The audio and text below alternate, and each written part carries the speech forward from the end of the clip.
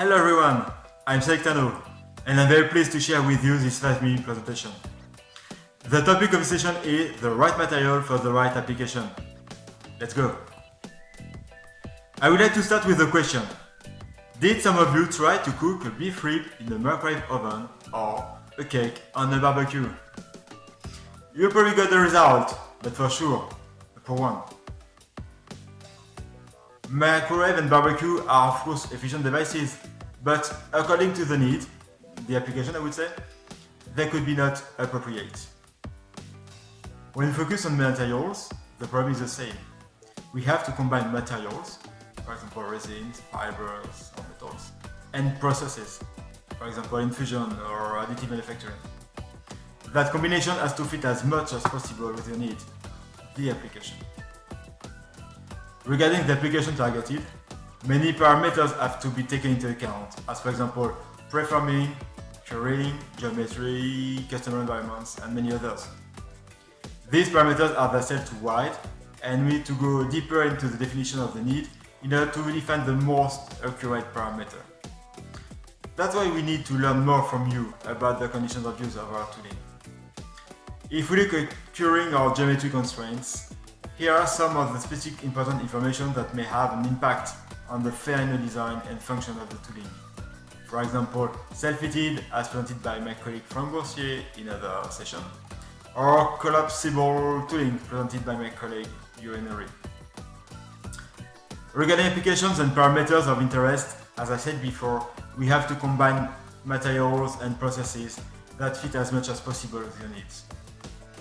In order to respect the timing constraint of this session, I won't go into details on this slide, but for more information about materials and processes, let's follow the tech talks of my colleague Rémi Chauveau about thermoplastics and the one of my colleague Tanvir Razali regarding additive manufacturing.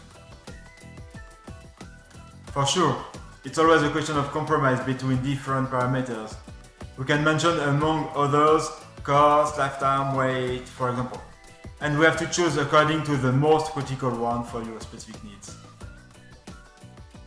Here are some examples of our achievements coming from the previous matrix, highlighting criteria of interest for specific application. As you can see, according to the application, our solution will be different and adapted to your own constraints, as you can see for example in green. On this slide also I talk about quite conventional processes, but sometimes in order to answer to requirements, we need to explore new and innovative ways. I will talk about two examples. As the first example of innovative solutions under investigation, we could talk about additive manufacturing. We can adapt this concept to many different kinds of materials, like for example sand or infrared. Whatever the kind of machine and material, this technology allows us to get a high precision and with a high rate of production to save materials and is cost effective.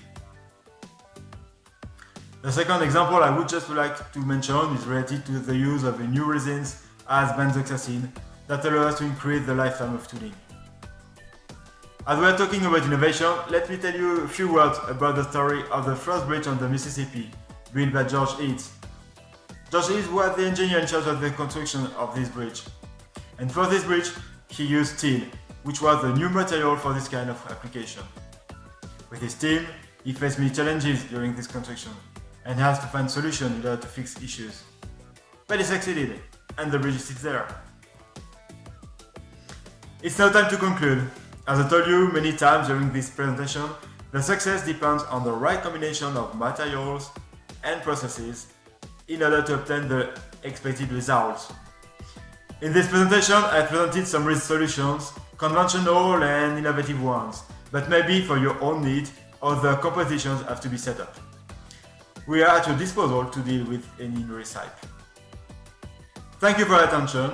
Should you need any more information or share comments, do not hesitate to contact me on LinkedIn, mail, Pigeon, as you wish. Take care and hopefully soon. Bye bye!